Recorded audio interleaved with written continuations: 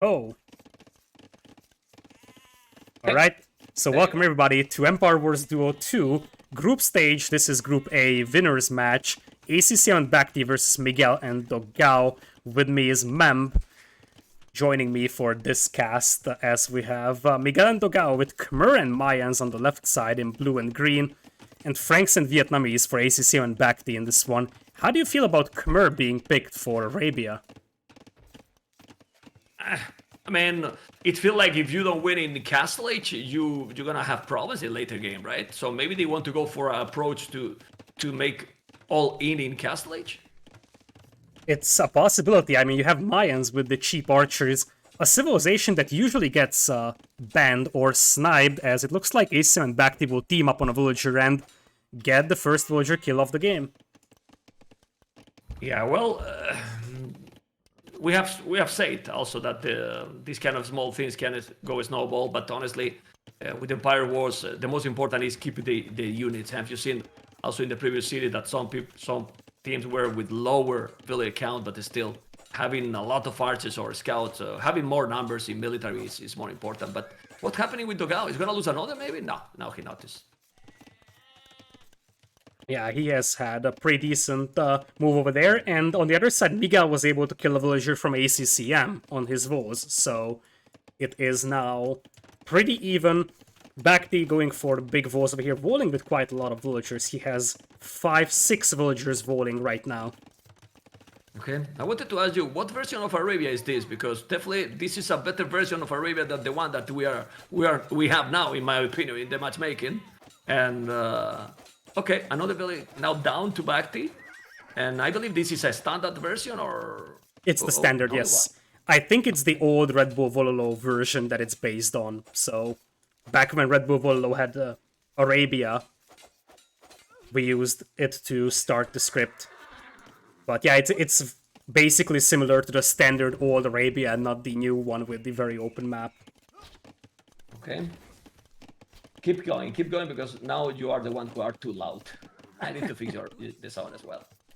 Well, villagers going down on both sides over here. We had Bacti losing some, and now it's Dogao losing a couple of villagers. Those scouts are really making things happen here, as many players are going for bigger walls, so the players are not fully walled yet, which means that the scouts can definitely get a couple of villager kills. So far, Miguel has killed 4 villagers, lost 0. Bacti already lost 3 villagers in this game. Okay. Let's see, because obviously they are all walling, as you can see as well. I'm checking now on the left where Green Dogao is trying to wall. There's a couple of scouts trying to kill. He's getting inside. Now Bacti and ACCM. Well, we didn't have time to talk about the favorite. I don't know if you were talking with your viewers, but who is the favorite for you here? I think it's ACCM and Bacti. Miguel and Dogao are very strong in 2v2s, but I mean, they only won 3-2 against Bad Boy and Song Song, and I think ACCM and Bacti are stronger together than Bad Boy and Song Song.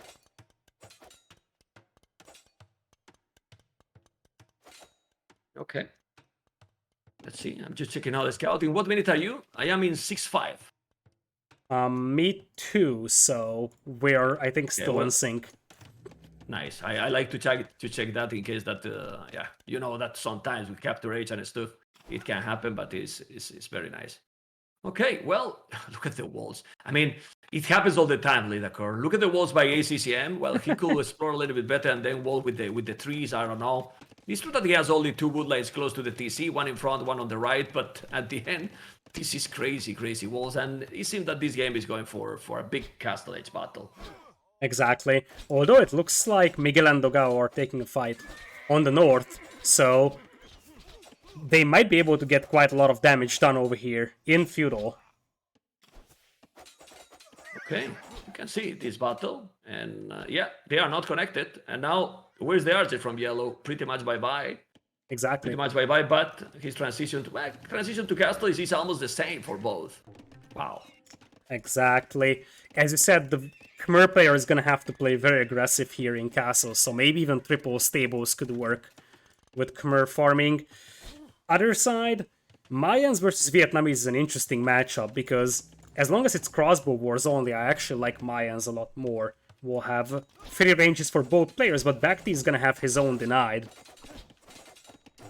Yeah, we'll have a problem there. I don't know if he's worth it to make a tower at that point, because you don't want to let him go in. I think he's being overconfident, being a little bit too greedy. Okay, they always wait till the last second.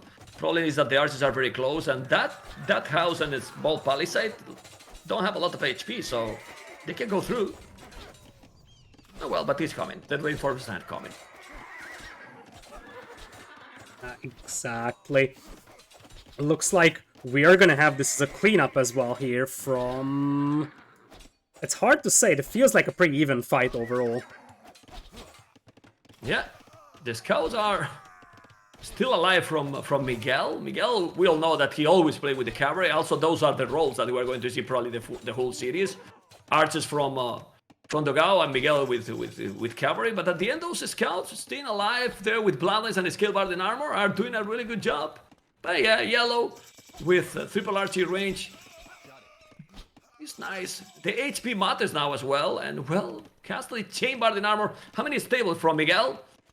You were talking about 3, and he's doing the 3rd stable. Okay. That he has enough farmers. Well, 19 farmers, lead a core, 19 farmers with Khmer. Definitely 3 stables probably is a very good choice.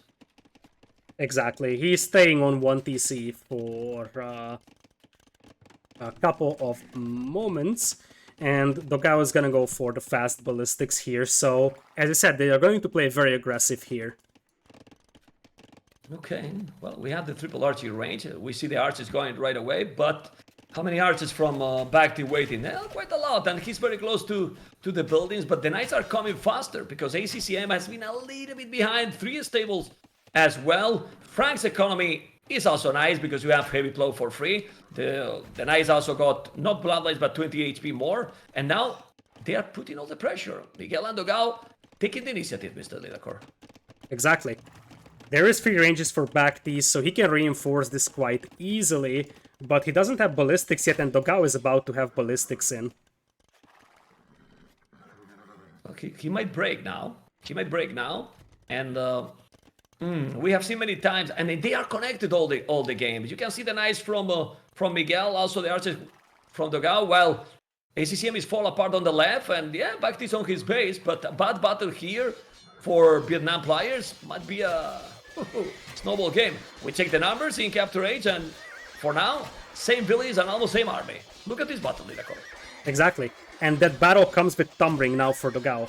He doesn't only have ballistics, he has Tumbling, and as you said, actually, the numbers are better for Vietnam over there at the end.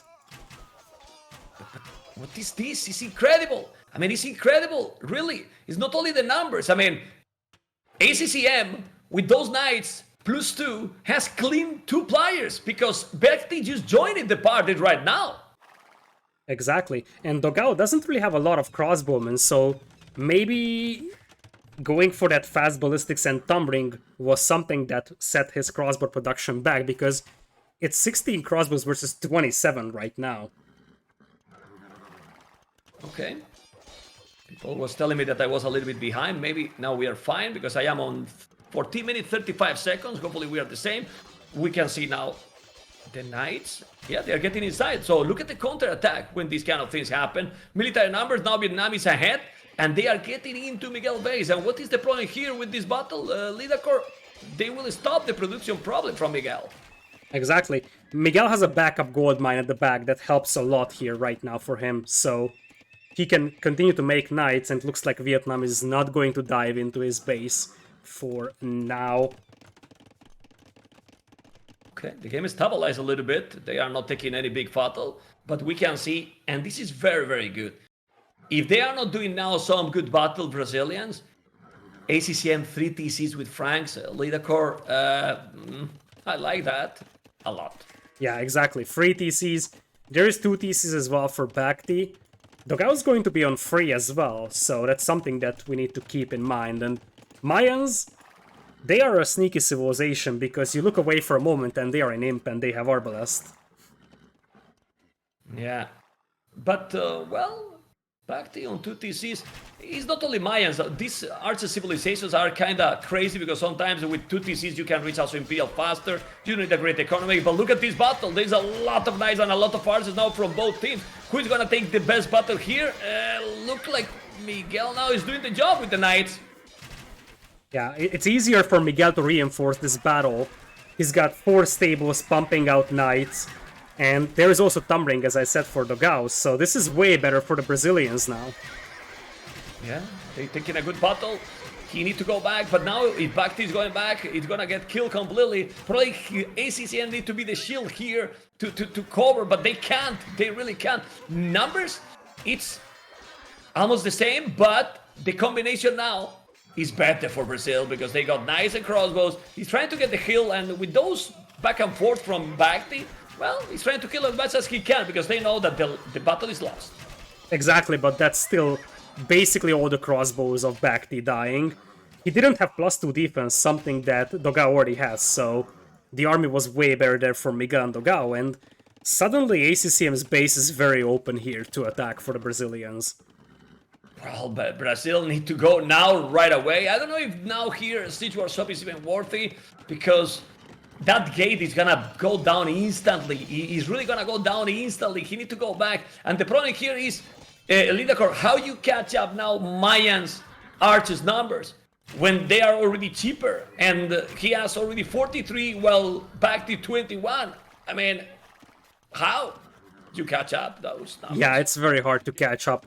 I think you kind of need to go to Imperial yourself just to beat them with Arbalest, but that takes so much time for Bacti, he's nowhere close, and while he's doing that, his teammate ACCM might just die here. Yeah, it's what we were talking. The only chance, in my opinion, here for Vietnam is that one of the players, in this case the Archers player Bacti, was going up to Imp. But since it's not the case, we check the numbers, Vietnam has more villages, yes, but 12 villages more is like nothing, Lidacor. Well, look at the army, man. Look at the army numbers now. It's insane. Exactly, and there is a group of crossbows heading towards Bacti's base. Bacti's sending all his crossbows to help his teammate, so his base back at home is like wide open to attack. And he's attacking. Look at Dogao in the north. There you go. Ay, ay, ay. Well, there's some archers, but he killed a few villages more. And right now, Dogao has the 3 TCs going, a lot more army, a lot more villages. He's gonna look how he's dancing with those green archers. But Yellow is trying to dance as well. Both are in the disco, Lidacor. Look at this. Exactly. Now, Bacti is getting closer to that Imperial Age, but still, he is going to need 3-4 minutes. So, if Miguel and Dogao are attacking fast here, then Bacti stands no chance. But if Miguel and Dogao just sit back and wait, that could be problems for them.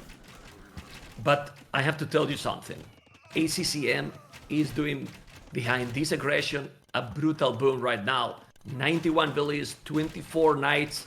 He has, well, still, the problem is the numbers in military. I mean, the boom is great, but ACCM is still far from going up. And now this is another battle that could be the game. Exactly.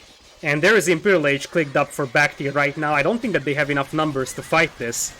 And that gold mine is very open for ACCM, so if they lose this battle, the gold is gone. Yeah, I mean, I don't know why when you are behind, I really think that you need to mine a stone with Franks, even more with Franks, and try to drop a castle. Otherwise, you are completely exposed. He's gonna get raided completely. Look at this. Now 11 knights, his opponent 25 knights, but the biggest problem is the Mayans, Dogao, with double the archers, and he's on the way to Imperial as well. Exactly. And he's got 52 archers, Bacti almost has nothing. And at this point, the crossbows are also pushing the base of Bacti as well. So not only they are pushing ACCM, but Bacti as well. Well, the ready is well, more than ready, is a little bit of a push. 91 villages, 11 army. I don't think they can come back from this, Lidacor, honestly. I mean, the amount of army they have, it's, yeah, he's gonna be faster in Imperial, but what, 5 seconds? No time to do anything. And he has 24 crossbows versus 60. Dogao also mining stone really heavily, so soon he can start thinking about plumed archers, which is just going to be even better. Well, he's trying to, I mean, They are dominating completely. Like, if this was about to check who has the map control, I would say 30% because they are pretty much on ACCM base. It's not that they have the control of the map because they didn't set up any castle or something, but they have army all over. And right now, 67 potential arbalists with the Mayan, 67, while back to 31. It's just an insane difference there, Cor. Exactly. Mayans were banned so often in the tournament. That's probably the reason why, because Mayans are so good as a 2v2 archer civ. Yeah, for me, better than the Vikings even. I mean, Vikings has a great economy, okay, but for the battles, well, if you have a good battle against the Mayans, or with the Mayans, better say it, you don't come back. Like seriously, you don't come back, and you always can even switch to Eagles in late game. Like Mayans are really strong. Exactly. And Thumbring was missing the whole time for Bacti. That hurts so badly. Well, we need Thumbring in Capture 8, Lidakor. We need it. We really need it. Thumbring is needed because it's a very important upgrade, and sometimes, well, it's hard to remember all those upgrades since there's a lot of action. I don't know what you think. Yeah, exactly. But that's one of the reasons why he took so bad fights in Castle Age. Because Dogao went for very early Thumbring. Now ACCM is dying. He's down to 76 vills. And GG. GG, man. GG domination by Heresy. But it was that battle, that first battle. And it's like we say, I don't know. I mean, when you are playing against these civilizations, should you commit? You should be more careful. And honestly, it was looking like it was very clear that Miguel and Dogao has the advantage. So I don't know why they didn't go back. Exactly. Like, they just need to slow this down and hope that ACC or Bacti gets to Imperial. Even with Imperial, it wouldn't have changed anything. But they took a fight there, and that was basically the final fight for them. ACCM was off from gold, pretty much, and from that point on, it just snowballed out of control. Very confident first game from the Brazilians over here. They had some trouble against Bad Boy and Song Song. In fact, against the Vietnam Strategy B, Bad Boy and Song Song won the first 2 games against them. So Miguel and Dogao were 0-2. Then they made a 3-game comeback. They started much better here today. Yeah, let's see what is going to happen. It's surprising, right? Because in theory, ACCM and Bacti should be harder than Song Song, right? But well, you really never know. So yeah, let's take the APM. Ooh, APM was okay. I think one of the differences between the two Vietnamese teams is that Bad Boy and Song Song have a lot more team chemistry. So ACCM and Bacti are very strong players, but they didn't play together as much as Song Song and Bad Boy did. So not lately, Lidakor, but how much story has these players to playing together? Like, of course, it's not the same, because also now it's definitive edition, but how many years they have been playing, right? So a lot, really a lot, right? But yeah, you're right. Like lately, probably not too much. All right, I'm ready for game number 2. If you are, we're going to River Belt here. In what second? I need to stop. In 5 seconds, right? Yes. Okay. So whenever you're ready, we can actually get going. I am. All right, let's do 3, 2, 1, and go.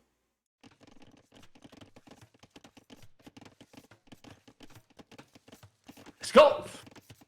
So Dogao with Britons, Miguel with Bulgarians. I don't know if Britons in this matchup. I mean, I will keep Britons to maps that are farther than this, because here the feudal battles are longer than in other maps. You know what I mean? So you don't get that big advantage from Britons here. I don't know, Briton from maps like Golden Pit and so on. Still, Britons is Britons. They're great, but well, maybe Koreans with cheaper archers here can be also strong. I think the concept of Britons is that you have your ranges working faster. So you just want to flood archers in feudal age. It could work, but it's a little bit risky because Koreans will indeed have the extra armor, which helps quite a bit. Other side, I probably prefer Bulgarians over Malians, though, in Feudal Age. Well, Bulgarians in theory are super strong. I mean, for me, it's one of the favorite civilizations in Empire Wars. With those cheaper plasmid upgrades, you can really do the job with the scouts. Exactly. Like, you can get +1 attack already. It's like a budget Magyar, sort of. You have forging super early, you can get scale barding, and then you can already start picking apart those spearmen and archers.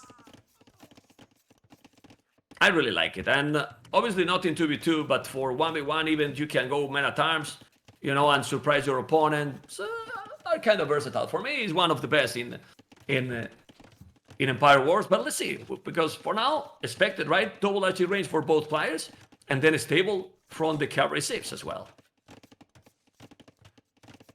Exactly. The second range is only just now coming in for Bhakti, so he is going to fall behind in archer numbers. At the beginning... Look at Miguel, taking already a Cavalier, and he has, as we were talking, already the +1. Yeah, it's just amazing, and Miguel feels so comfortable with the cavalry ships. He's also gonna lose a Cavalier at the back. Save it in the last second. I don't know if you noticed there, but green with archers, Dogal, and again seems to be more connected, better teamwork so far right now, and I don't know.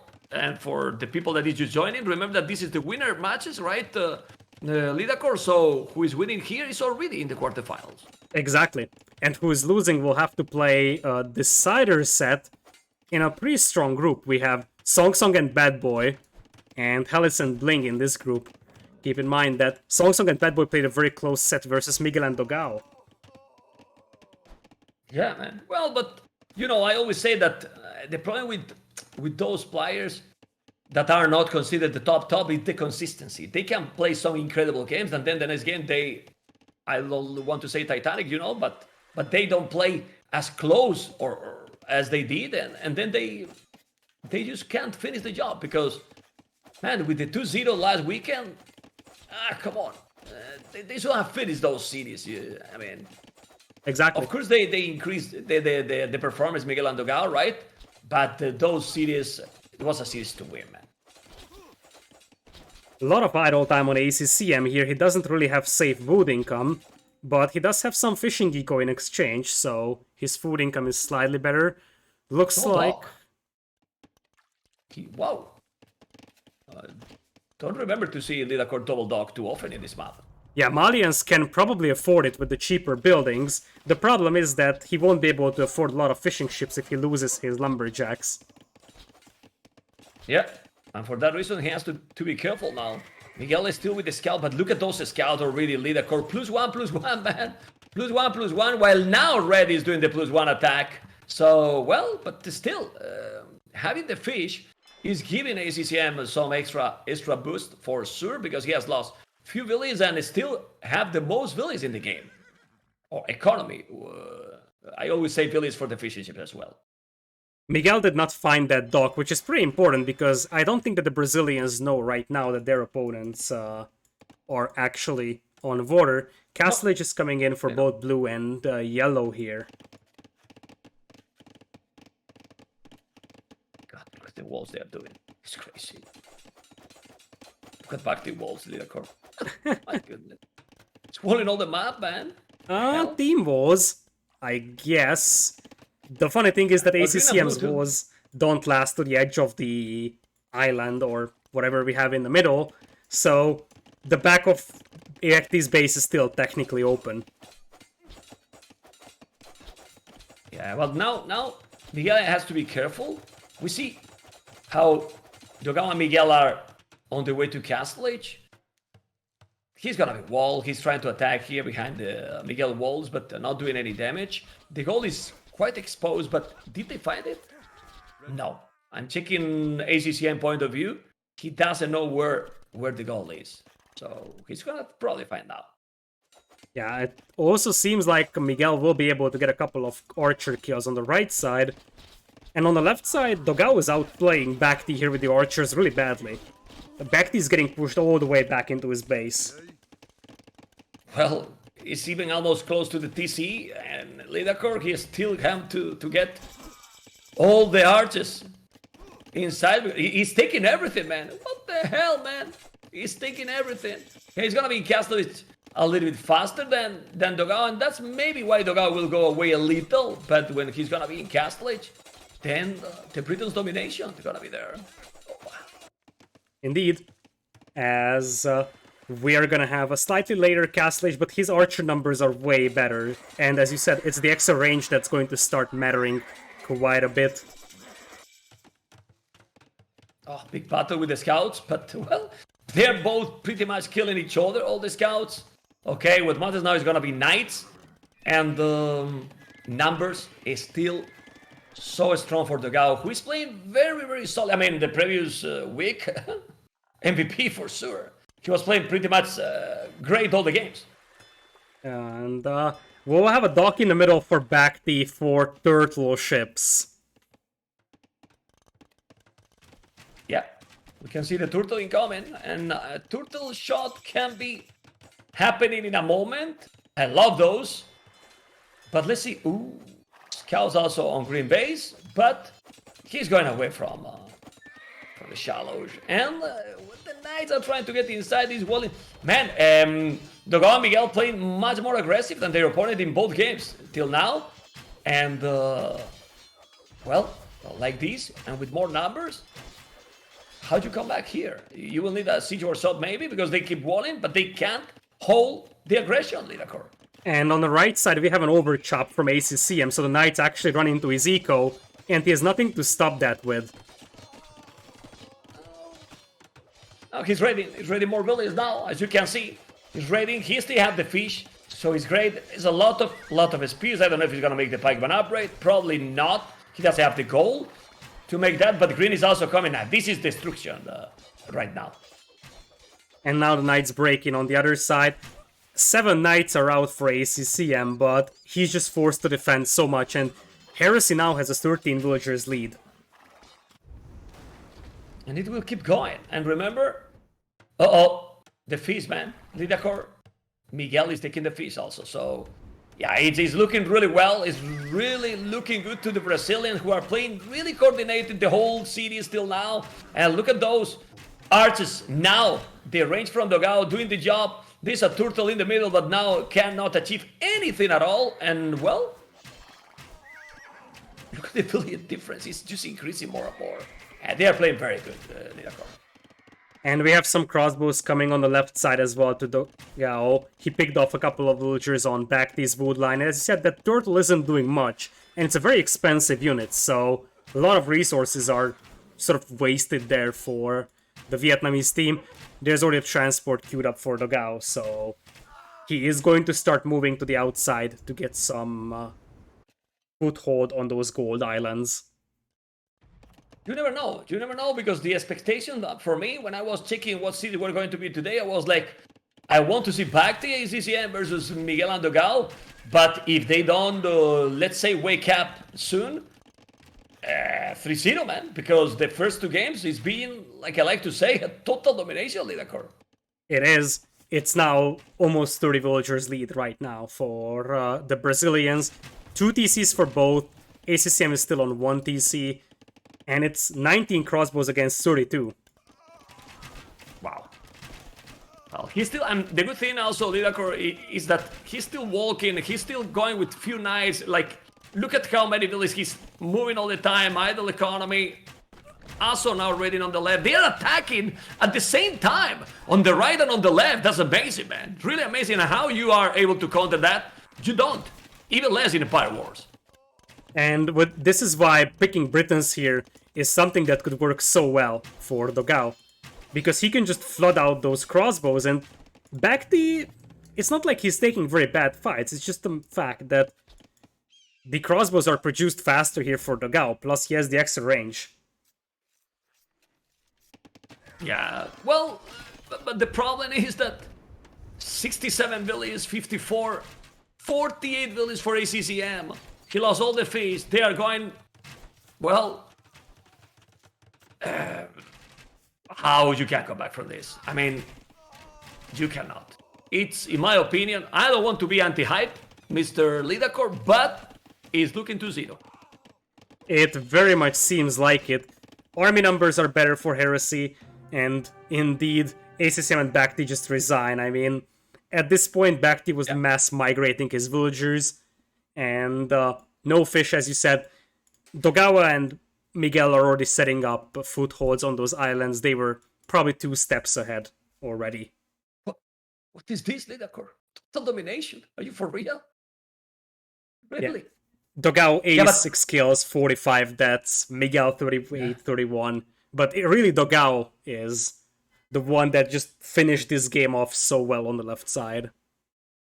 Yeah, but the key is the coordination, really. Like, they are having the army together most of the times, and when they are not, they have army at the same time in several spots. And in that close map, it's so difficult, to counter this. I don't remember really a raiding on Dogao's and Miguel base, to be honest. I don't remember. Yeah, there wasn't really that much. Bulgarians obviously better at the beginning than Malians, and probably Britons as well against Vietnamese, so there was a civilization advantage for the Brazilians here, but that's because I think they selected very good civs for this map, and on the other side, Malians is a bit questionable to me. Yeah, well, 2-0. Well, let's prepare the third game, right?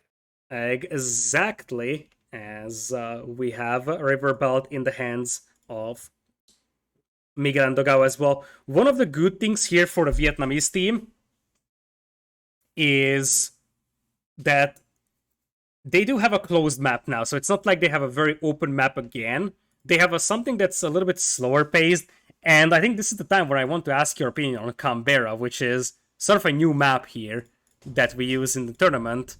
It wasn't made for this tournament, but it's the first time we're seeing it in a big event. How do you feel about this map?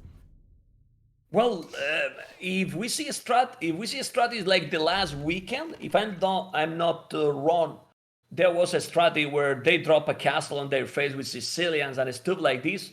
I really like it. I mean, I really think that this map has a lot of possibilities to make something different out of the, because there is some maps that, and since this is starting with the Empire Wars, we see a lot of time Scout and Archers, right? Like very similar approach. I think this map can provide a lot of different things, and that's something that I like it a lot. Yeah, we wanted a closed map, but, arena, stuff like that would be really slow. This has a lot of funny parts, and it's a closed map, but it's still something that can be very aggressive.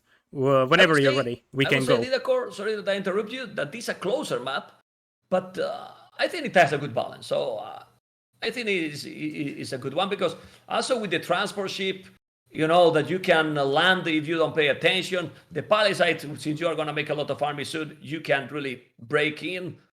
I like it, this map. All right, if you're ready, we can go. I do. All right, let's do 3, 2, 1, and go. All right, so welcome to Canberra. Over here we'll have down south Miguel as Dogao, as Persians and Saracens and blue and green. Other side is Malay for Bhakti in yellow and Burgundians for ACCM in red.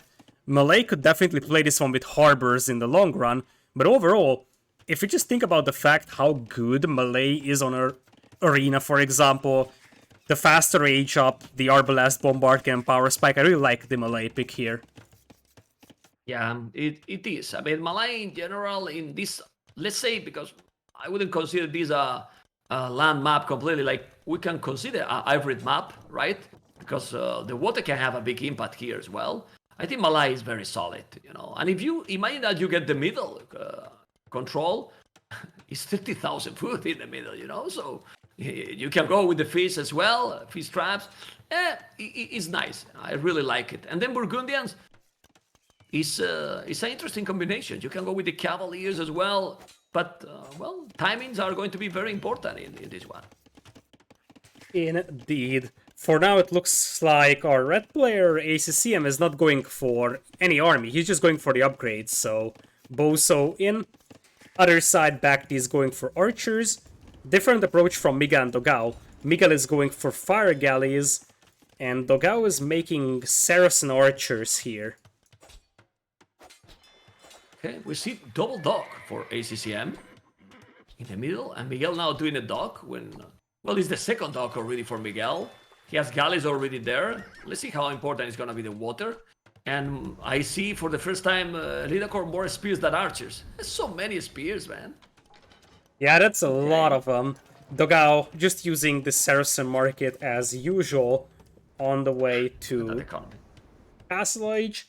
And he's going to try and play with crossbows here with Saracens, but I think that even with the Saracen market usage, Malay can beat you to Castle Age here because of the faster age up. Yeah, let's see if Bhakti is gonna get the resources to go up. The time it's just amazing. He's gonna be in Castle Age in 6 minutes. Dogao, obviously the Saracens market abuse is there. There's a lot of galleys, and Blue now doing the market as well. Remember, guys, that Persian's economy is, well, it's great, man, because every age they get, well, bonus and bonus, right? A little bit more, and even more with the dogs. So for that reason, probably he want to take the water, right? Well, Indeed. I believe so.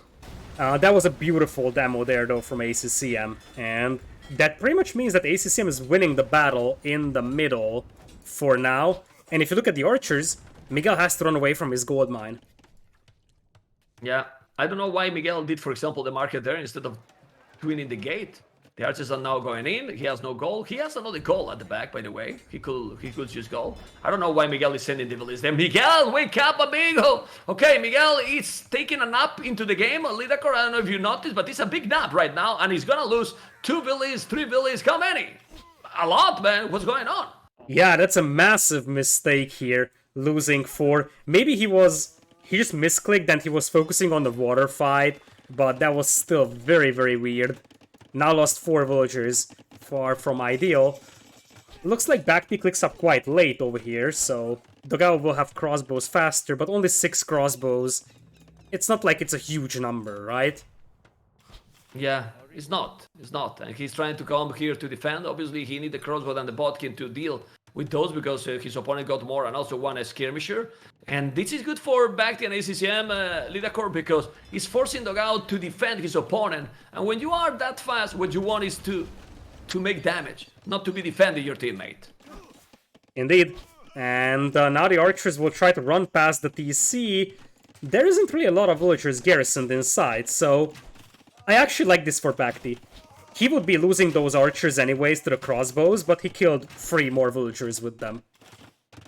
Yeah, it's definitely a good trade for him. Absolutely, because right now Miguel is really behind. It's not the same to be 37 villages like he is, and Dogao has 38, but he's already in Castle Age. And now I love this one. He's going all aggressive, but he's gonna be an oath because, as you said, Malay get very fast in Castle. Let's remind people that Malay can make House of Redemption in case that monks are needed. But he's going for Mangonel, and remember that Sons and Archers just eat the buildings. So let's see if he's gonna be able to do the damage. There is also all those ranges, markets, houses, so even if there is some siege coming in, it's going to take some time until he gets through that. And I think the bigger deal is that Dogao will need to help Miguel here. Because Miguel is at 36 villagers, not in Castle Age, and he's facing 3 stables Cavalier. Only? Oh my god.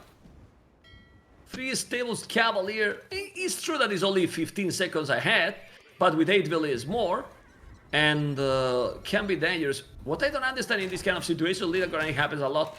Can you explain me why the hell Miguel is not rewalling? Why he's still open? Good question, I can't explain. Yeah, well. Oh, I like the can't stone either. walls. Bhakti coming in with the stone walls, that's a very good idea here. It's just about slowing that push down just enough to buy himself time and potentially surround that army from the back. But Dogao is doing an amazing job. Back to your score is definitely tricky here. In my opinion, this is a very good timing with those 2 Mangonels. Not only because you can kill army Lidacor, because you might take the buildings. And taking the buildings is just gonna make that Dogao can get bigger and bigger advantage with the numbers. It's true that he's doing a siege workshop on his own Bhakti, but I don't know if he's gonna be in time. He's even housed as well, and Dogao is going all aggressive. I'm trying to make a total domination. The problem is that I smell Cavaliers coming soon. And also, Bhakti decides to go for a counterattack instead, and Dogao doesn't have a lot of army back at home. Those crossbows could hit the stone mine, they could hit the gold mine, and yeah, buildings are going down, but it doesn't look good for Dogao either if he loses 10-15 villagers back at home. Yeah, but Dogao is doing a very smart, really smart tower. He's now gonna wall close to the university. He's doing the house, doing the stone and he's gonna save it. Oof, he need to make a palisade. That's not an oath. That tower is not an oath. He lost 2 villagers. Now probably going to lose another one, but it's still not an oath in my opinion. Okay, he's going more. Wow, he's going all in. Yeah, but now Dogao has wallet. And the Cavaliers are coming. Look at in the north. Lead the core. Oh, those Cavaliers gonna clean. But this is great. I mean, Dogao is fighting against 2 right now. So he's giving time to Miguel to get back into the game. And right now, Miguel, with 3 TCs as well, let's see if he can do the job. That is indeed true. On the other hand, now Dogao is losing his entire army, and the only good thing that he achieved is that he destroyed 3 archer ranges, which is definitely nice. I kind of feel like now they could just double team Miguel and finish him off, though. Yeah, this is a problem. I mean, when they got the advantage in the start with Miguel, I feel that Dogao was feeling the necessity to do something, right? Like, okay, I need to go aggressive, really aggressive, because he's not looking good. And it's a little bit like a gamble, right? And I don't know if this is enough. Now, damage, because Dogao is the one who is now behind in villages. 44 villages, 10 army. And as you said, Miguel is doing 3 TC boom, but ACCM is 3 TC booming as well, and he has had Boso and Heavy Plow for a long time, so if you look at the villager numbers, he's still ahead, and now Bhakti is ahead of compared to Dogao. And especially if you look at the army numbers, now those Cavalier will knock on the walls of Dogao. Yeah, he's trying. I'm gonna break in very fast. I don't know if he's gonna wall between that blacksmith and the house. Then another tile need to be done exactly between the archery range and the water. And he's doing, so he's gonna be wall. But the problem is that there is siege also coming.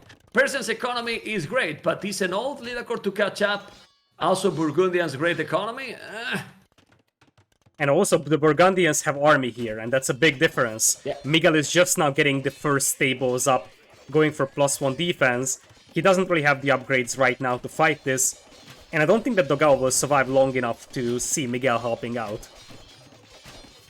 Yeah, we'll see. He does have a monastery, so he need to wall more. Need to get some time. I'm not sure if he's gonna be an old, as you say. He's now need to make another house. He's doing the house with the archers. He can hold with the archers. That he has those archers ballistic? They do. They have ballistic, but it's archers, mangonel, and cavaliers. He needs a sick micro leader core because that mangonel can do the job.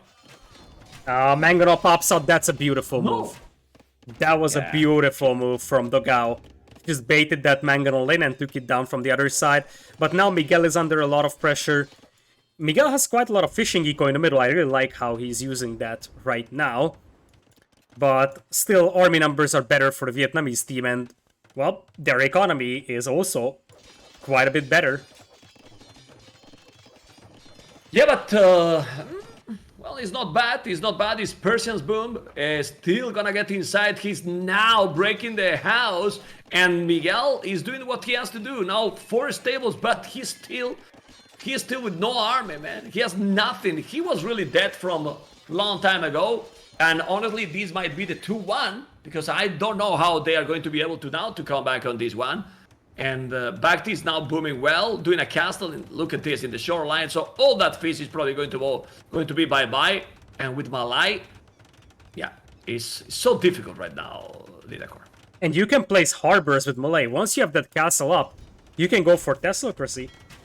Get the unique upgrade for Malay for your docks, and you will have harbors. You can control the middle, do the fishing, and, like, if you control the middle, it's very hard for Miguel and Dogao to attack on land as well. And you just look how many Cavaliers he has there, and you are right, because you can make even harbors on your opponent base as well. Yeah, well, they are trying to hold those Cavaliers. That TC is not gonna be up, and I wouldn't be surprised that they call the GG in a couple of minutes. Indeed, it is very likely that Vietnam won't go down 3-0 over here because now Miguel has to make fish traps, and as you said, there is the GG. Miguel has no army left, and Vietnam, the open map didn't work for them. Looks like these closed maps do. Yeah, I mean, I like it what Dogao was doing, but for that to work, Lidakor, you need some support for the Persians. But Persians was really behind because Bhakti did the damage in the early game. Exactly. I kind of feel like the problem was that, as you said, the Saracen player had to help his teammate defense, so he couldn't really use that advantage that he got into Castle Age. The Saracen player wants to attack here with the crossbows, forward siege workshop, and hit Bhakti before he reaches Castle Age himself. That didn't really happen here. Yeah. Very, very fast game, right, Lidakor? Yeah, really fast game. Fast but games. This is Empire Wars, so sometimes the games are just really fast here, so... I told you, man, 15 GMT. As you remember, Lidakor, 15 GMT, I told you. It's kind of unpredictable, but Empire Wars is more complicated to get super, super long games, right? Indeed. Rock Slide or Cape of Storms could be the next home map that comes up for Heresy, and I would think that Cape of Storms make more sense for them, because they were stronger on open maps. Looks like they're going to Rock Slide, which gives a chance for the Vietnamese team here. Okay, then don't ask me about this map, okay? Because I don't like this map. I have to tell you, sorry, but I don't like a lot this map. I mean, it's all depend how you play, but I don't like the version that you can make the gap. You know that I'm not a fan of water. That's pretty obvious. But I like the maps that invite to the aggressive gameplay with Empire Wars. I don't think this map invite a lot to that one because you can easily defend many spots. I don't know what you think. I think it depends on how the people play it. I think the big deal is that no one actually really figured out how to play this 2v2. This was only used in Red Bulls in 1v1. Are you ready? Yeah. All right. Wait a moment. Wait a moment. Okay. I was with that open there, but I'm ready now. All right. Let's do a 3, 2, 1, and go. All right. So welcome back, everybody. Miguel and Dogao will be playing blue and green. On the left side is Indians and Portuguese. Other side is Bhakti with Italians and ACCM and Aztecs. Which civs of these two you like more? Well, when I see a Meso Civ, I always get scared, Like, if you use them properly. Because, if it's going water, you have production faster, with Aztecs. So it helps to get there. But really, if you get a good transition and ACCM and, Aztecs economy, look at the crazy berries they have, you get a good economy going. Eagles, monks, Aztecs, Aztecs just really dominate. It's going to be dogs from Bhakti with Italians as yellow, and I like the double eagle play from Aztecs here, and this is where we have to talk about Indians. Because Indians can be a good 2v2 civ, but one thing that they are really bad against is eagles. They just can't clean up eagles, and you have Portuguese that's an archer civ, and Miguel's with Indians.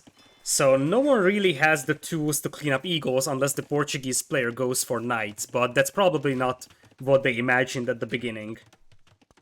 Exactly, that's a great point, and what makes the Aztecs even more dangerous, right? Because, yeah, you have to change the whole thing, and you don't want to play archers with Indians, right?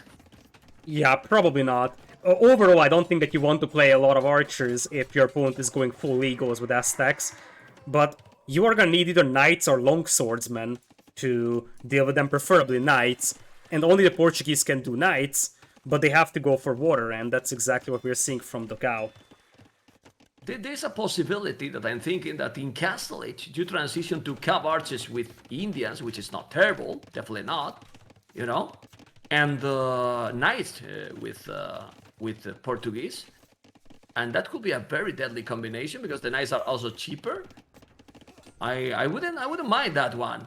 Honestly, Italians in late game, Lidacor with the Genoese Corpoma, but that's really late game, you know? Yeah, I agree with that. I think that Knights, especially with Portuguese, they do have fully upgraded Cavalier even, so Yeah. they're just like Slavs when it comes to cavalry. It's just the fact that their archers play is much more frequent than the cavalry play, but they can definitely play Knights. It's a big, like the bigger question here is that if you play Knights, you don't play water, and it looks like the Brazilians were planning to use Portuguese on water. Yeah, well, I mean, it's always good, but those guys, what can achieve now? There's a tower in the goal, 2 mining camps there for ACCM, and we have already backed the, with the bonus, Italians bonus to be cheaper to go up, already going to Castle Age. And the Aztecs, even if it doesn't lose that, he's gonna be there anytime soon. You will see. He will use the market probably, and then he will go up very soon as well. Now, Dogao going Castle Age too, but water only. The Eagles will do the job. Look how he's balanced the economy, Lidacor. Yeah. It's disgusting. Talk about market abuse as ACCM. ACCM is also idling his TC a lot, so he really wants to get to early Castle Age here. He made a defensive tower so he can't just sell his stone, because I think he wants to play triple barracks Eagles. Normally you could sell your stone on Arabia for that, but not over here because you have to make a tower. Yeah, but to stop the Eagles, you need something on land. I mean, the Portuguese going only on water. I mean, the map, this map, it's so big, and look at the amount of resources. Everyone, people in the stream, Lidacor. Well, you know, of course, the stone is in the corners only, but all over the map, how much gold, wood you can find. I mean, it's huge amount of resources here. So you need mobility. And the galleys is all in that shallows in the middle. There's the forward siege workshop for ACCM coming in. There's 118 tiles of gold here, which is something like 92,000 gold. Uh-oh, that's a problem for ACCM though. Some scouts and the galleys come in and suddenly the gold mine is far from safe. Yeah, big province, losing few villages, but he's still going forward. Obviously, he's not yet in Castle Age. He's gonna try to... He's doing infantry. He's going militias. Right now, he's doing supplies too. At the same time, I don't know why... Well, he wants to have numbers, so he's going for infantry, but Bact is already there with the galleys as well. That time in Lidacor is amazing. Exactly, that's going to delay that so much. Indian longswordsmen, that's something that you see every day. The big problem with longswords here is that they're just slow. And at the beginning, it's fine to hold just this gold mine, but as we progress deeper and deeper to the game, you just have no mobility and the eagles will just overrun you. Yeah, and just look what he's doing. He's bringing the village from his base to Dogao base, and like you said, you might defend in this spot, but then the eagles can move all over, and how you are going to defend at home for Miguel? Miguel will have nothing at home. And he's not letting even make the barrack. Oh, okay. That was a quick wall by Miguel. Great. And couldn't make the other barrack. Nice. Very, very nice. The longsword is going to be there. And we'll see now if he's going to be able to do the domination. The tricky thing here is that if it's longswords only from Miguel, the Aztec player can also play longswords himself. It's not like it's a big problem. And it looks like we're gonna have double monasteries from ACCM, though he just wants to convert the longswordsmen, get a couple of siege weapons out as well against them. Yeah, because, I mean, it's okay, you can make longswords too, but switching is gonna be expensive, it's difficult, you need the numbers, so better going monks probably, you also can grab some relics, converting and also healing the units is just great. And now I'm checking how about the galleys battle. Well, they're still doing so many galleys, but those eagles are... I mean, the Eagles and +2 is gonna be sick. Yeah. The Eagles help so much in the naval combat. Dogao has a demo coming in, so you gotta be very careful here with those Eagles, though. Okay, demo. We wanna see some bada-boom? Nah, he's going away, you know. He's going away in time. And like we were talking, not the greatest protection. There's 2 monks there. Now he's going to the buildings. But with a couple of monks doing the job on Micrane, he should be fine. But just look at the scout he's going to convert. One Scorpion. You need to convert something. The long swords are very, very strong. Yeah, there is one conversion there. And the thing is that the longswords are coming in decent numbers here for Miguel. I think Miguel is holding this one for now. Yeah, but the problem is the numbers. He has four longswords in that spot, all in that spot. And well, if he's doing a few monks more, not gonna help. I don't know. Who has the advantage here? Hard to say. Because Philly is a handed too. And military in numbers also very similar. For you, Mr. Lidakor, who has the advantage here? I don't think anyone has advantage, to be honest. Maybe Miguel and Dogao by a tiny bit, because they have the longswords to beat the Eagles now, and what can Aztecs do in very, very late game? I feel like Indians and Portuguese have just a lot more diversity late game, so Portuguese can switch back to Arbalests if needed. Aztecs can play Arbalest as well, but they don't have Thumb Ring, so I kind of feel like the plan here for Vietnam was to play very aggressive in Castle Age, and that didn't work out, so I think the Brazilians might have a small lead. Yeah, but still the transition with the Aztecs usually is bigger, and this is absolutely amazing how he's gonna lose both monasteries and the siege war shot. Now obviously the Aztecs won't have a great boom, and we see how Dogao 3 TCs, 2 town centers for Miguel. We all know how Dogao is usually having a great macro. And I don't know, checking out how also with the water, better galleys because of higher HP. Well, they are doing a good job, but I don't know. It's gonna be the transition to Imperial because it feel now, Lidakor, that the game is going for Imperial battle. Yeah, this map often goes for very, very late game scenarios as both teams are starting to place TCs on stone mines, and you see that ACM is now moving up on the right side with the Eagles. As you said, it's about trying to use that mobility. That mobility is going to be very useful now that there is TCs on the outside. But Dogao's got a scary force of longswordsmen marching up with ram support. And as you said, the ship numbers are also better. Yeah, I don't know what he's doing. Again, double monastery. The monasteries are not really working. Maybe it would be even better to switch to crossbows. I don't know. It's true that you need to make upgrades, and that's, well, much more expensive than going only monks, but it's too many long swords. Ay. Well, he almost tried to catch up in the north, Lidakor with those eagles at TC that he was building, Miguel, but he won in time. He's still trying to raid. And like I said, I mean, you can move all over here. The map is huge. There's a lot of resources. So, transition to Imperial is what is gonna matter here, and for now, everyone is far from going up. Indeed, and as the Eagle numbers grow on the right side, things will get more problematic for Miguel because he doesn't have longswords here to defend. Yeah, and there's galleys, if you notice, there's galleys from Bhakti as well, all over. 17 galleys for one player. Ooh, Dogao 22, and those are Portuguese one. Okay. Oh my god, the longswords in the south, the Lidakor. Domination. Yeah, they're trying to go for that tower over there. The tower is what is slowing down Dogao's progress.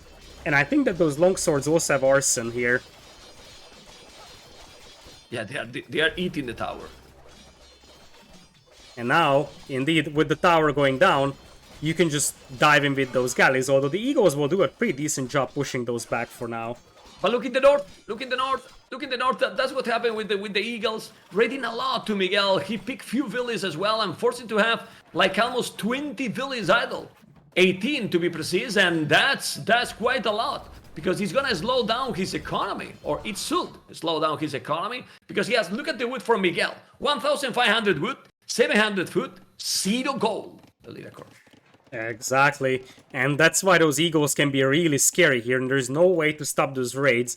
Maybe this is the time for Dogao, now that he's having a pretty decent fight on water, to start adding a couple of knights. Although, his ship numbers are the same as Bhakti's one, and Bhakti is a big boom, but I think Dogao wants to go to Imp. As you said, transition to Imp is going to be extremely important.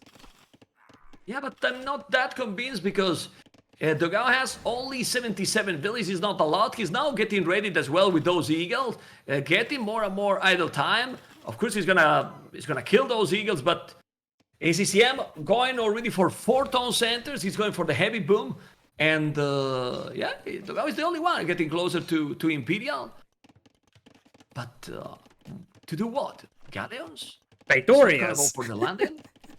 I mean, yeah, I don't know. Longsword raids on the south over here. Looks like ACCM is not noticing it up until now. He lost some villagers and a couple of monks as well over there.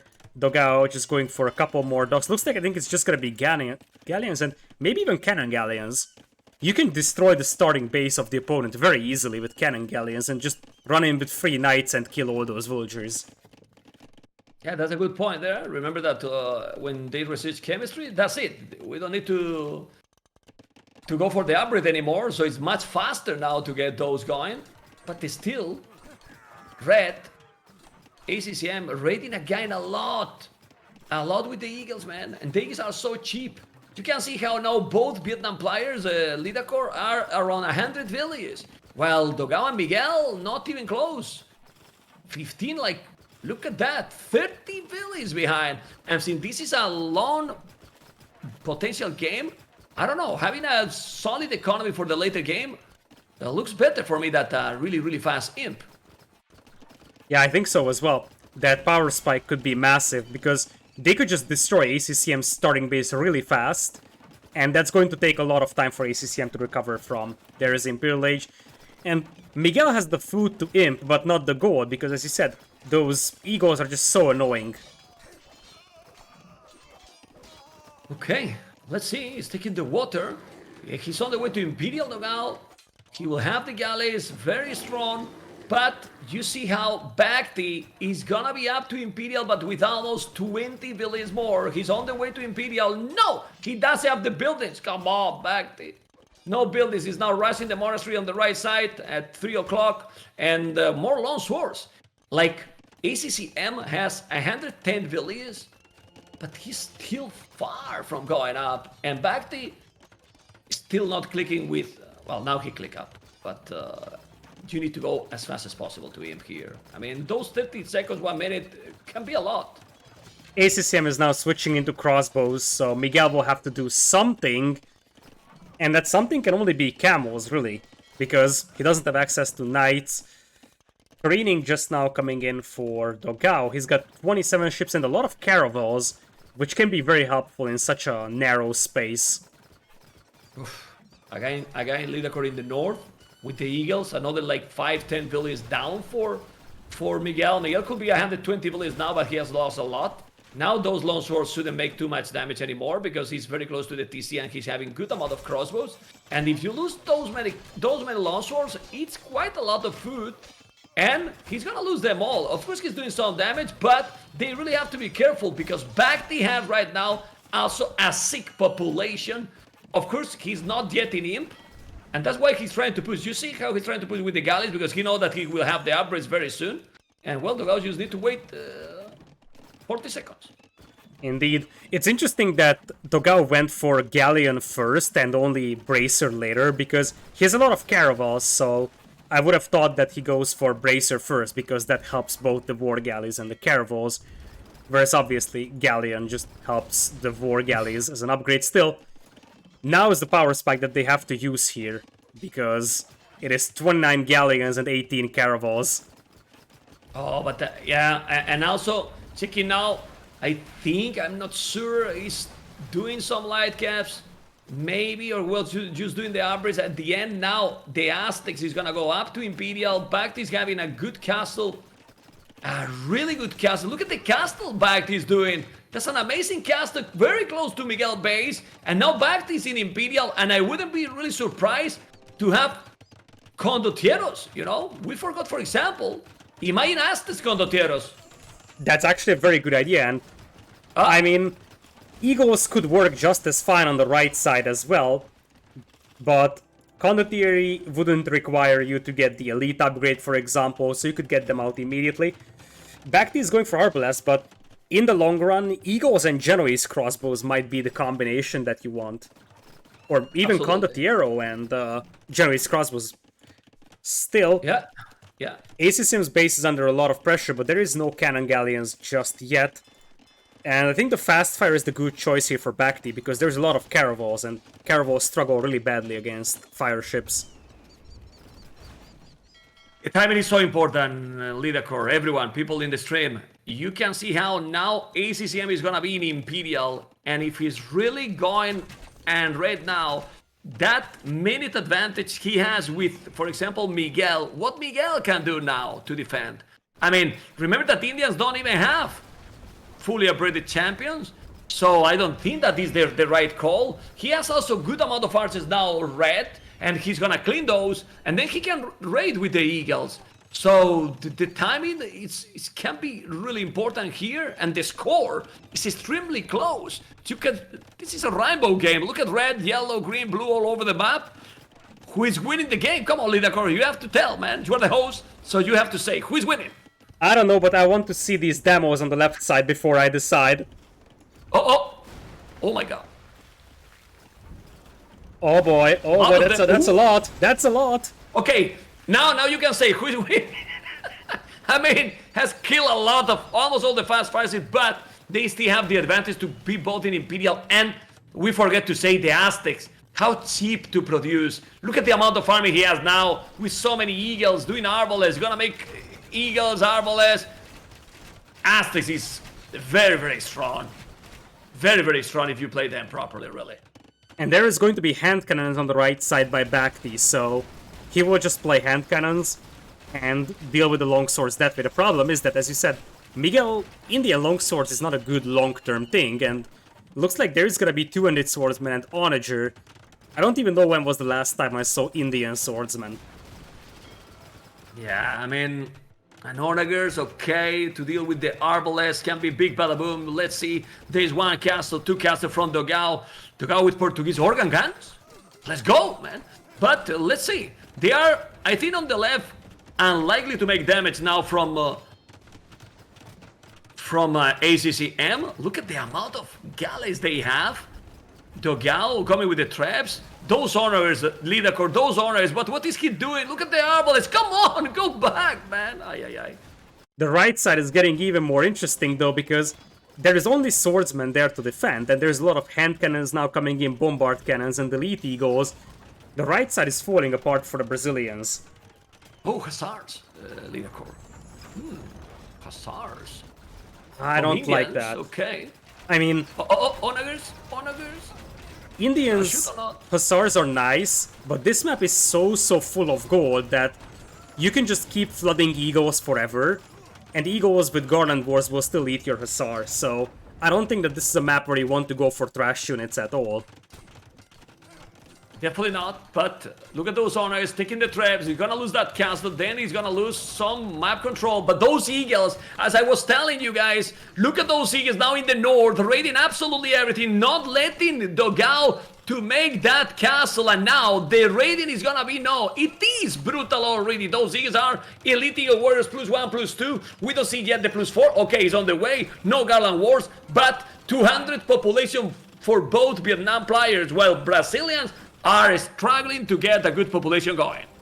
Yeah, the north is falling apart very fast. Bombard cannons, traps are out, and the villagers have nowhere to go. There's only a couple of Hussar, but Hussars against elite eagles aren't really a great matchup. Down south, looks like ACCM is keeping that castle alive as long as possible. Yeah, and honestly, if he's doing that, Lidakor, in the north they are going to be cleaning, and then he's moving to the left, and Brazilia's gonna have like 50% of the map very soon, honestly. Yeah, the castle from ACCM will go down, but I don't think it matters, honestly. Look at Dogao's eco. Now there is eagles inside his starting base, that's where most of his wood comes from. Dogao is down to 108 villagers, and he's got 40 idols. And he will lose a lot more soon. Yeah, they are losing a lot. They still, and the thing here is, even if Portuguese has probably a little bit better galleys, better ships, well, it's Italians. I mean, he's facing Italians, doing all the upgrades. He's pushing back, also now on water. Yeah, there is champions, but champions, he got Arbalest and monks. So the Indians here is just absolutely useless right now. Now we see Dogao with the Cavaliers. So I think it was good idea to go what I told you in the start. Cavarches and Cavaliers. Yeah, that's probably your best idea over here at this point, to be honest. But it might just be a little too late, because in these sort of closed-ish maps where you don't need a lot of mobility, now that we have a direct push, Genoese crossbows are so brutal. So Bacti can just slowly push with Genoese crossbows and bombard cannons, and behind this one ACCM can just go for the raids with the Eagles. Yeah, so maybe just Indians are useless here? Like, they have nothing to really counter? I don't think so. Probably. I am actually surprised about the Indians here, because I really don't know what they give you. Overall, I'm not a big fan of Indians in 2v2. Okay. Oh, the Onagers! I love the Badabooms, and if they are going to lose the game, he lost the Onager very fast. Now Cavalier is trying to clean, but it's smell slowly and slowly that this can be a decider game. Obviously, they still hold in because Dogao, 123 villas, 51 army, but 40 are galleys, Lidacor. So, well, It is. yeah, but this castle's all over, so he can't really do the job with the galleys. Left side, there is onagers for Miguel, but against it, there is Aztec monks. They have 70 HP and also already block printing, so they will just convert the onagers. The onagers won't work here. There's a hero champion killing villagers on the south for like 5 minutes now. Yeah, he do not notice. It doesn't matter because he keep doing villages, you know. He has 130, now 50 military. Oh, he's gonna lose those. The galleons are there. And now tell me, on the left, how you stop this amount of siege rams that he's gonna send? With galleys? Should you want to stop that? You don't stop that. You just don't stop that. Pikeman coming in here for ACCM, interestingly. That's weird because Genoese crossbows would work perfectly fine here.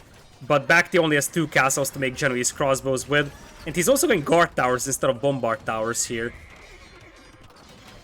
Yeah, well, but he's not doing so many Genoese crossbowmen, not yet. Do they have all the upgrades? Not really. It's not elite. They don't have, well, almost any of the armor. Obviously, the pikes are okay. The pikes, remember that they work really well against the galleons as well. He's pushing completely on the left, push with a lot of rams. He's gonna take those trebles. Yes, the castle is sadly down for him. There's an honor behind the barrack that can take now the Ustarvalis, but he noticed immediately, and he has redemption as well. He got redemption. I mean, with the monks, he can even make siege honors if he wanted. Look at the economy they have combined. They can also now trade. They can slink. I don't know. I think Vietnam is just gonna be slowly getting the game, but they should get the game for sure.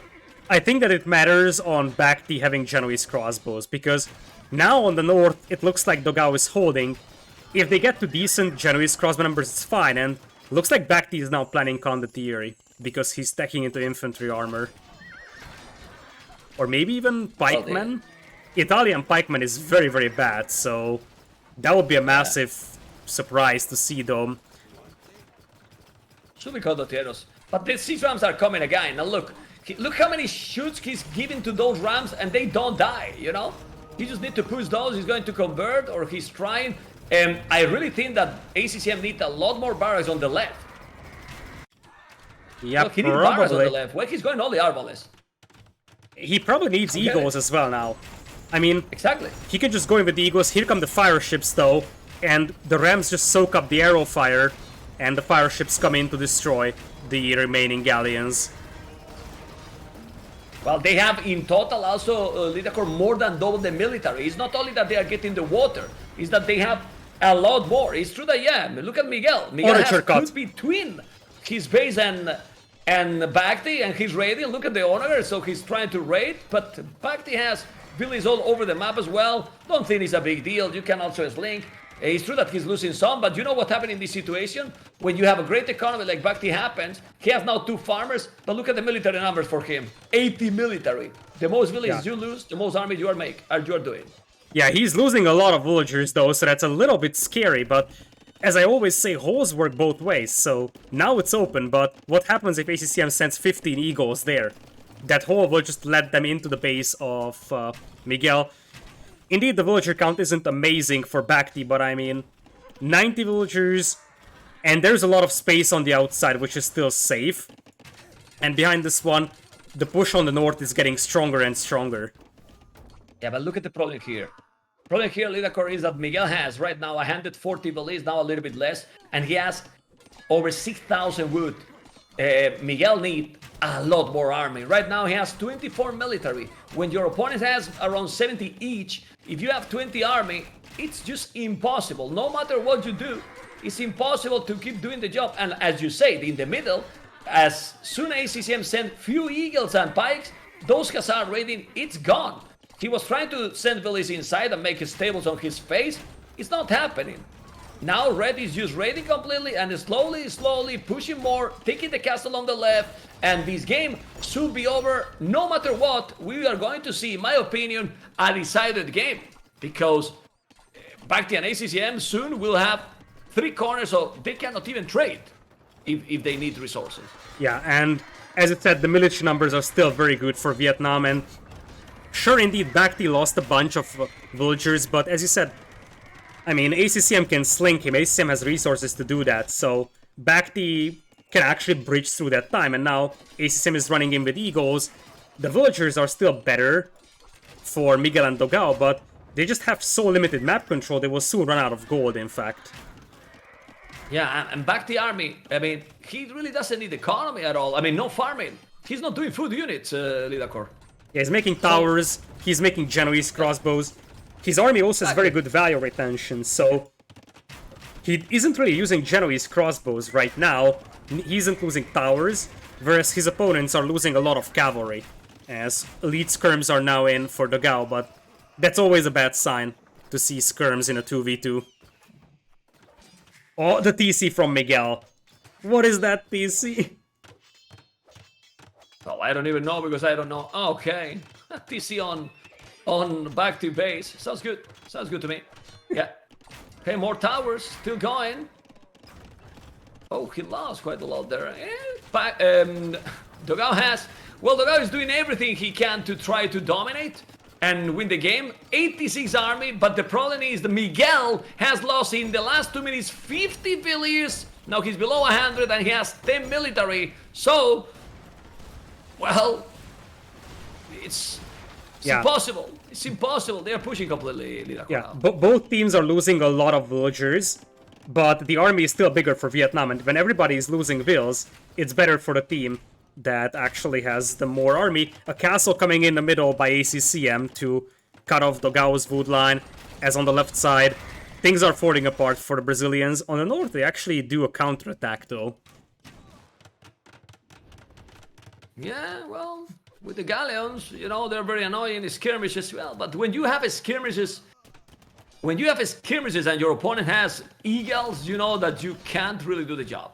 I mean, or even I think condos. Dogao and Miguel are just holding because of the navy from Dogao. Yeah, sort of. And even if it's not eagles, you can do condottieri with Italians and just destroy those skirms. As there is still some gold left for Miguel and Dogao to mine. And now the villager count and the army counts are getting evened out.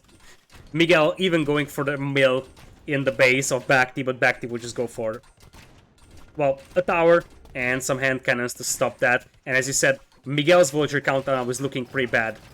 It's also pretty bad for Bhakti, but Bhakti is at least not getting pushed on the outside. Bhakti village is disaster right now. 78 only. Okay, well, you always need a minimum. So be careful. But now, yeah, but this is very important. Fast fire-ship galleons and a lot of pikes. And then if they take this navy, from Dogao, that might be. And ooh, but there's so many, man. And the pikes are dying so fast. Yeah, they do. They have a lot.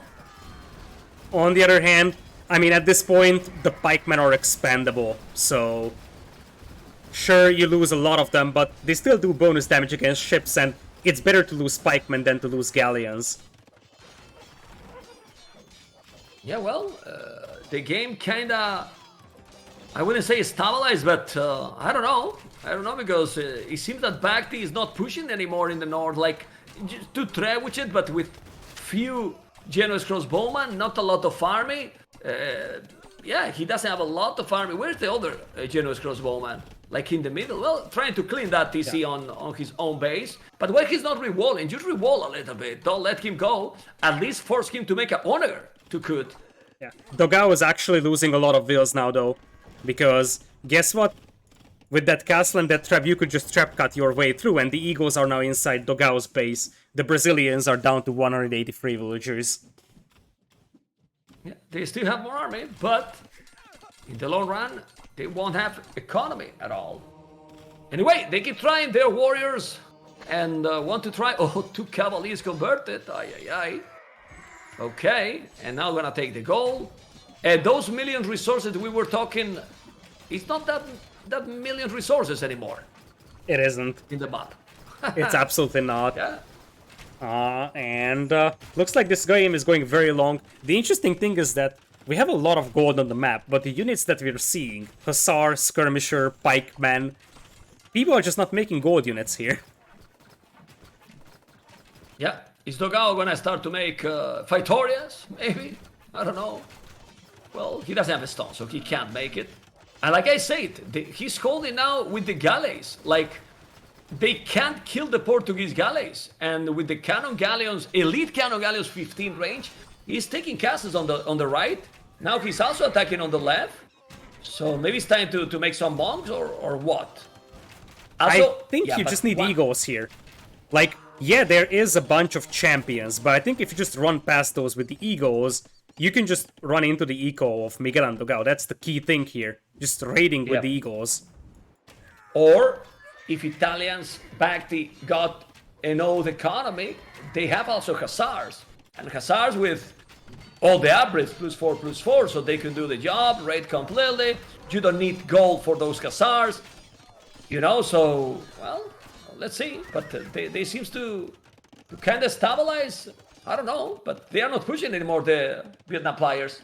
ACCM is running out of gold. He only has 12 on gold, and I never thought I would say this, but the map is running low on gold here, so that's why there is not a lot of Eagles from ACCM, and Aztec Thresh in 2v2 is far from ideal, as on the left side it looks like Heresy is stabilizing. Well, I don't know why they are not trading. I mean, I see yellow with 1, 2, 3, 4 markets in the corner. ACCM, nothing, 0. So why they are not trading, for example, right now, will be great to trade. They were trying to make a few castles on the left. Oh my. Oh, yeah, this game is super long. I think if ACCM gets access to gold, the Eagles will potentially snowball the game. And this one, Capdram now on the way for our Italian player, Bacti as well. The castles are going down the left from ACCM though, and he's gonna need Bacti's fire ships to even this out. Yeah, also 3 relics for Dogao, 1 relic each for ACCM and Bacti, so it's 3 versus 2, which is fine. And as I say, look at those galleys. But why he's not sending? Look at Bacti Navy. Why he's not sending that Navy? He will kill all those cannon galleons. Just send it right now. Come on, wake up, amigo. Ay, ay, ay, the castle is down, and his navy is there, sleeping. Indeed. Okay. ACCM lost an important position there. On the other hand, now the right side, it's going to be Eagles cleaning up the skirms and Genoese crossbows, bombard cannons pushing in here. And keep in mind that Dogao and Miguel don't really have map control here, so they won't be able to trade. Yeah, now that's it. Now that's it, because look at now those navy from Bacti. He's also back to over 100 villas, 80 military, combined with crossbows, Genoese crossbowman, fast fire ship, galleys. Yeah, well, doing a good job. Look at the score difference between all the players and Miguel. Indians just have nothing here right now. Seriously, like. Yeah, especially post-imp. Like, at this point, Imperial Camel might be the best unit that they got, but nothing stopped the Genoese crossbows, really, from the Vietnamese team. Other than skirmishers, but skirms in 2v2 is just sad when the opponent has Eagles as well. And look at the starting base of Dogao. I mean, he's already getting that absolutely lost. And yeah, they do have access to food, gold. But where is the wood income for the Brazilians? What wood? Yeah, there is no wood for them. All the wood is in the middle. So, now that the Genoese crossbows are tearing apart Miguel's eco, There's just no wood income, which means no more ships. I think this is over. Well, they have still some wood, you know, but his 80 villas now from Dogao, still dropping. There's no army at all. He's double the army. To be honest, they are just not finishing the game back to an ACCM because obviously they are trying their best. But I really feel that this game is over like quite a while ago. Like they have all the control, really. Like they are trying, which is great, Dogao and Miguel, but they are just holding. And every time they hold a little bit, GG call. Every time that they hold a little bit in one spot, ACCM or back, they pushing the other, you know. Indeed, and now we have an even scoreline. This is where we have to talk about the fact that in the first round, Miguel and Dogao were down 2 games against the other Vietnamese team, Song Song and Bad Boy, made a comeback 3 games. And now they were up 2 games, and looks like the other Vietnamese team, ACM and Bacti, is ready to make a comeback here. Very nice game from both sides, but as you said, Indians just don't have a lot to do here on this map in late game. Yeah, and with Aztecs, I mean, if they are not the best units for the late game, and they are so cheap, the leader core. Like, the Aztecs, when you have all upgraded with the +8, and even the Pikes, those Pikes are annoying with the +8 as well. And, well, Aztecs is dangerous. And combined with Italians in this map, seems very good. And now we are going to see the decider game, amigos. Indeed, the decider game, looking at the civilizations, it's going to be Cape of Storms, which you mentioned that it's a map that can snowball really fast. Teutons, Mongols, Incas versus Byzantines, Huns, and Berbers. How do you feel about these civs?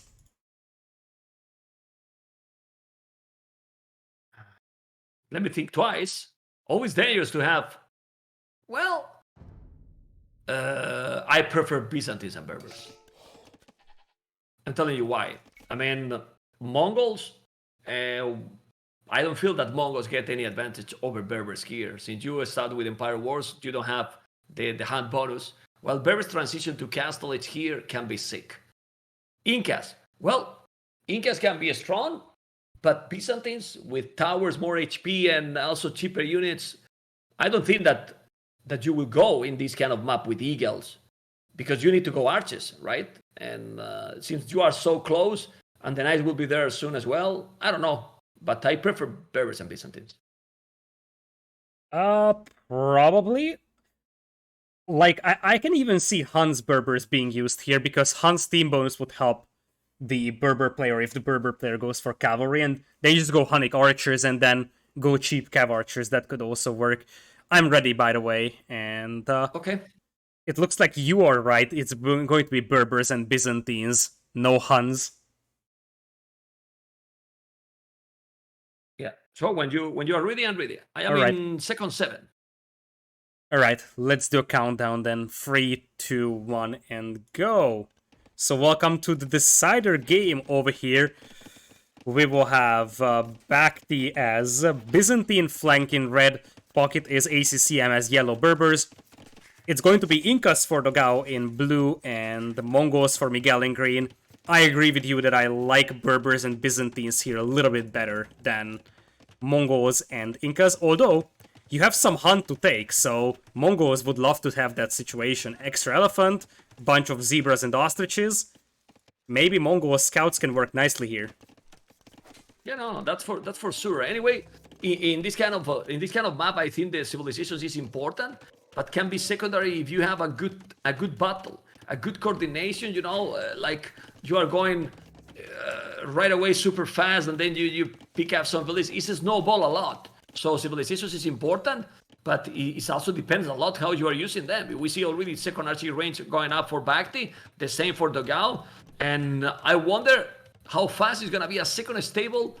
I like to call in this map Lidacor as a pocket, you know, for me. Yeah, the players that are at the back is the pocket, you know, and yeah, it's actually a pocket. Let's see, it's doing the market. This is one of those unique maps where you actually have a pocket in 2v2. Most of the time, that's not a thing. This is why this map is sort of special. And it looks like there's no spearman for Dogao, which means that he needs to be careful with his archers not to lose them to scouts.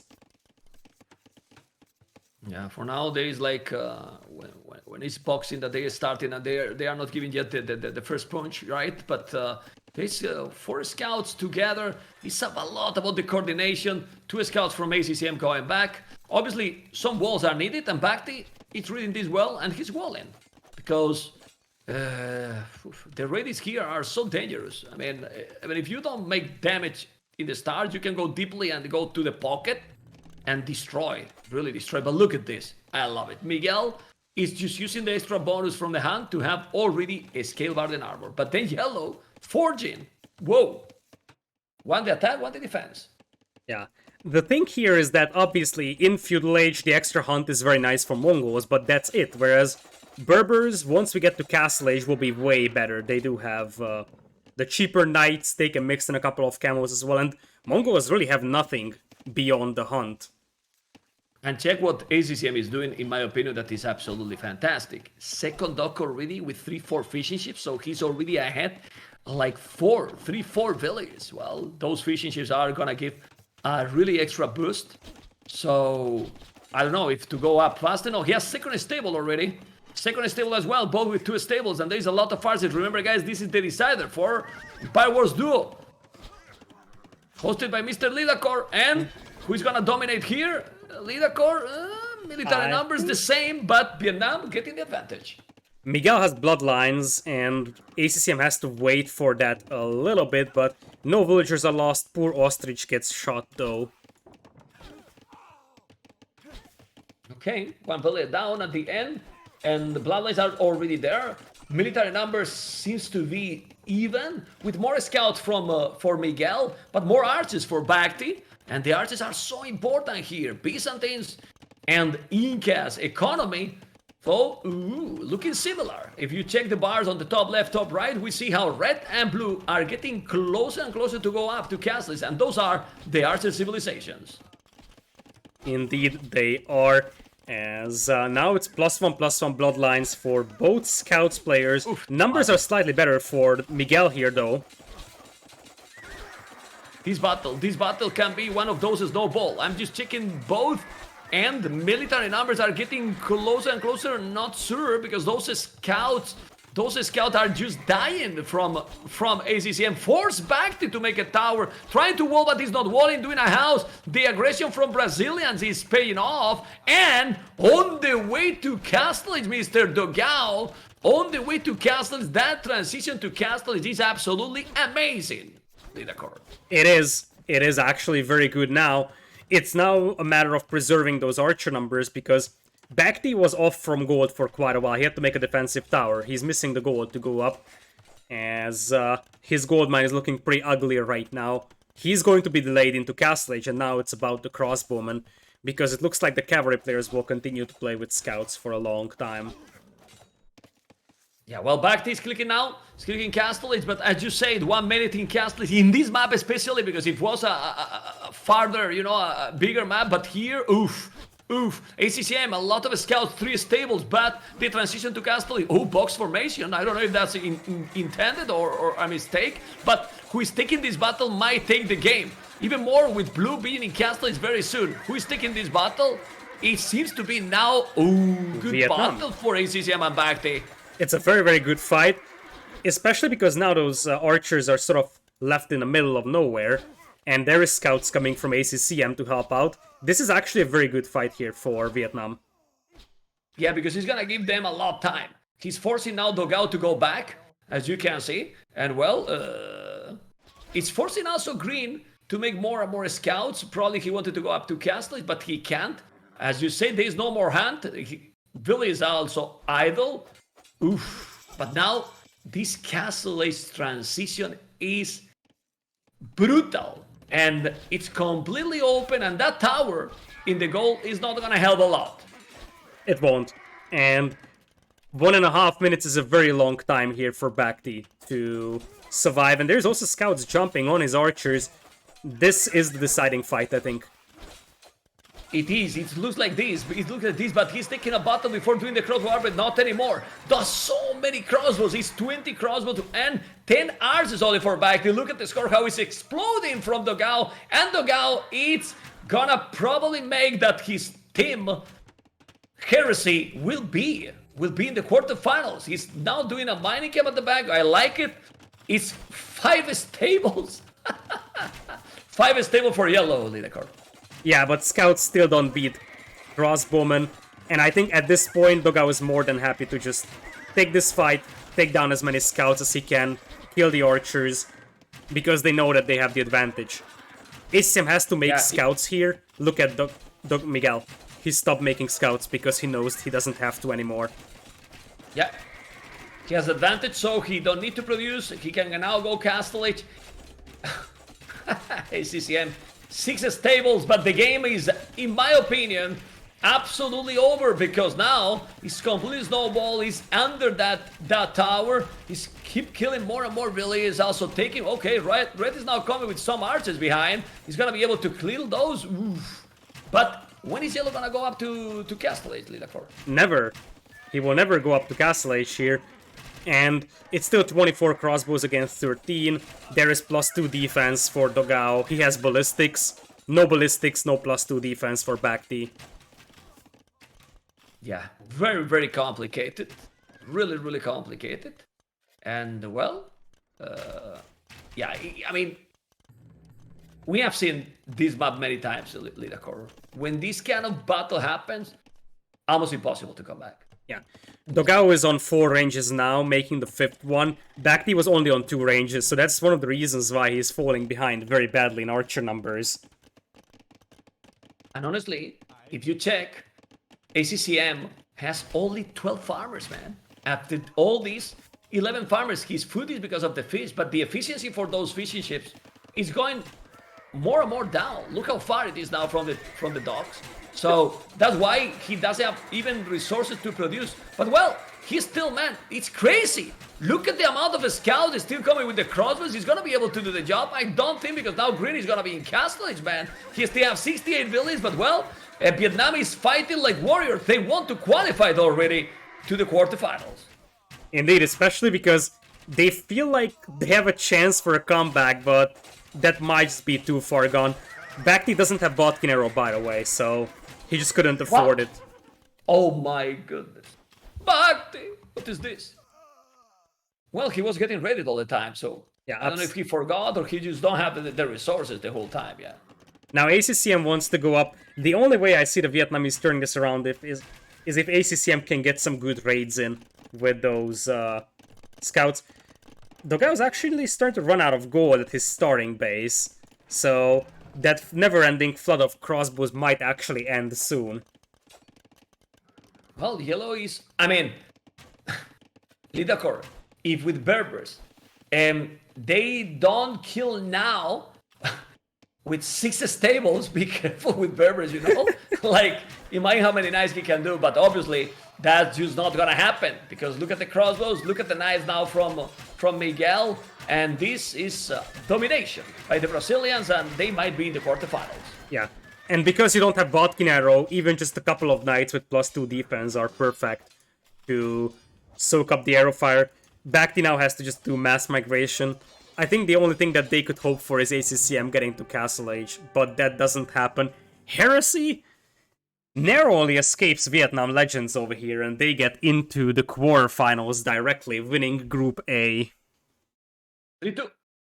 3-2. And, wow. Well, this Cape of a Storm is very hard to analyze, Lidakor, if you ask me, honestly.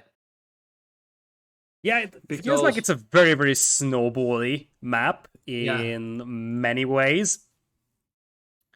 As it's more just about taking a really big battle in feudal age usually, you know, because it happened in feudal age and then you don't come back. So maybe there should be more walls, even if I don't like the walls, you know, because otherwise it's so complicated.